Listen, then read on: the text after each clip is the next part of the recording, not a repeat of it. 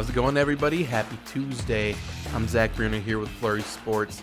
And in case you didn't watch the last video talking about when you should be drafting Deshaun Watson in your fantasy drafts, we also talked about how we are going to have either a fantasy football or NFL betting video every single weekday in August. Sometimes there'll be videos, sometimes they will be streams later at night.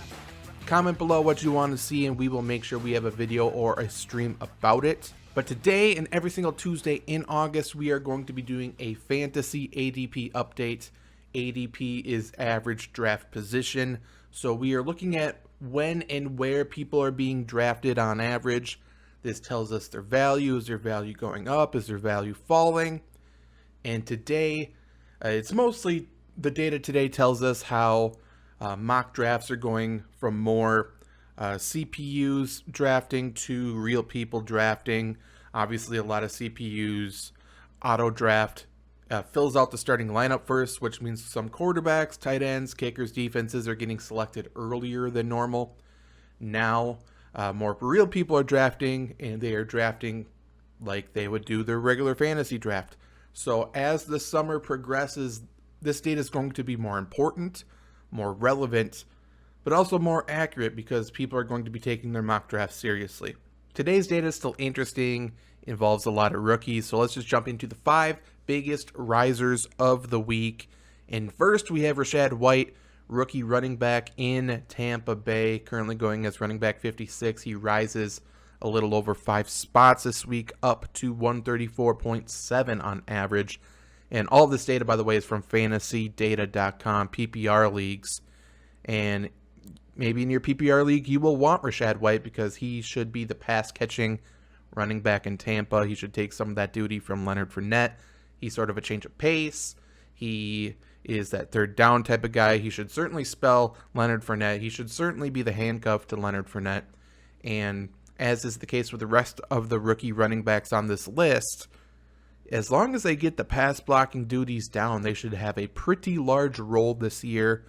And, you know, that's a big if. That's certainly a big if, so we need to watch that. But Rachaad White definitely has the clearest path here, in my opinion, to having a large role. And he's a very talented guy and someone that you could be starting in your flex spot in PPR leagues quite a bit this season. And right after him is Tyler Algier in Atlanta, so sticking in the NFC South with rookie running backs. He rises 4.5 spots this week to 126.1. Running back 53. Last year, Cordell Patterson was that RB1 in Atlanta's backfield, and they don't want him to have that same type of workload this year, especially because he wants to be returning kicks and break the record as well. So Tyler Algier is going to have a role this year, and he is a guy who could have, you know, a pretty large role for the second half of the season. I think he needs to continue to get better. I think he needs to earn the trust of everybody there, but he certainly has the talent, and he's a good all-around running back, so we will see how much further he rises during the offseason here. Number 3, Allen Lazard. I think people are just sort of realizing, oh, the Packers aren't adding anybody else. Allen Lazard is the dude, and he rises 4.4 spots over the past week to wide receiver 45, 113.1. Again, this is PPR data. Allen Lazard, to be completely honest, and obviously I'm a Packer fan. I am a Packers journalist here. I do have some ins. I see everything Packers. Don't be surprised if Allen Lazard catches double-digit touchdowns this year. We know, we've seen over the years how players who have that connection with Aaron Rodgers, when plays break down, when he gets outside the pocket, extends stuff with his legs, the receivers who can work back to him, the receivers who know where they should be, work to get open, have the improvisational skills as a route runner. Those are the guys that get rewarded by Rodgers. Those are the guys that he finds in the end zone. And Allen Lazard absolutely has that. And the only other receiver who does have that on the team really is Randall Cobb. So I think Allen Lazard's the clear wide receiver 1 in Green Bay. He should certainly be owned. If you can draft him 113 overall on your actual fantasy draft day, I think you should be very, very happy. Expect him to continue rising, obviously. And then we end it with 2 other rookie running backs, James Cook in Buffalo, Isaiah Spiller in LA with the Chargers. James Cook, reports are saying that he could handle most of the pass catching duties for Buffalo. He is going the earliest on this list, 96 overall, up 4.3 spots. And, that whole backfield's kind of a mess. The value has a limited ceiling, I would say, because Josh Allen's going to be taking a lot of those touchdowns on the goal line. But if he's the pass-catching running back and if he carves out a consistent role, then, like I said with Rachaad White, maybe he can be a flex guy for you in PPR leagues. And Isaiah Spiller is the only running back in Chargers camp to be taking snaps with the first string who is not named Austin Eckler. And Austin Eckler stayed pretty healthy last season, but we have seen in his career that maybe he is not the healthiest guy. Regardless, I think the Chargers want to limit his workload to keep him healthy, and Isaiah Spiller appears to be the clear backup, the clear handcuff, the clear next guy in line to see touches and snaps. So you have to feel pretty good about that if you have him in your Dynasty League, or if you want to draft him as your Austin Eckler handcuff at around 122 currently. Next up, the 5 biggest fallers of the week, and there isn't too much to say about the first 2 guys. I mean, Calvin Ridley falls the furthest, 6.4 spots. Obviously, he's suspended the entire year, so he is not going to be playing. Don't draft him. He drops to wide receiver 52, and he should continue dropping, like I said before, as more real people are doing their mock drafts. He is not going to be auto-picked. And the next player to drop, it's an unfortunate circumstance, but Chris Carson, gone too soon, retires from the NFL over the past week with a neck injury that will not subside here.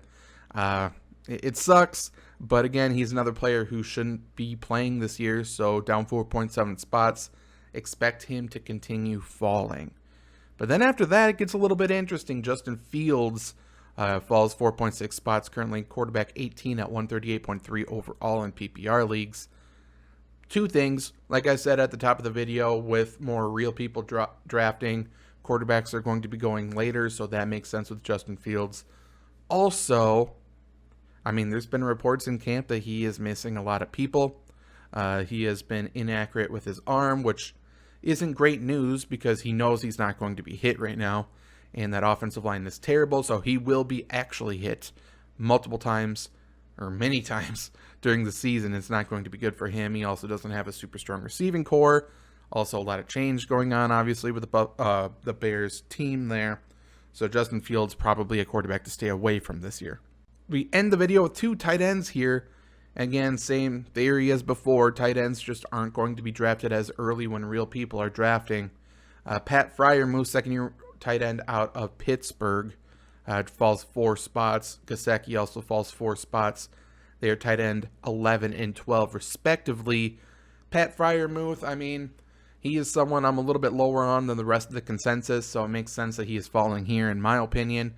Last year, he was rewarded for being the red zone threat. The Steelers didn't have a good offensive line, so they couldn't really run it in the red zone with effectiveness.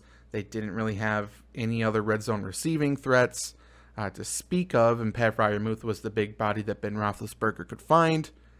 This year, the offensive line is a little bit better, and they have George Pickens, who, by all accounts, can be a fantastic receiving threat in the red zone for the Steelers.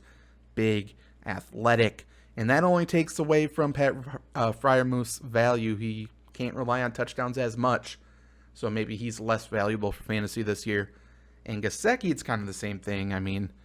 I disagree with his value falling.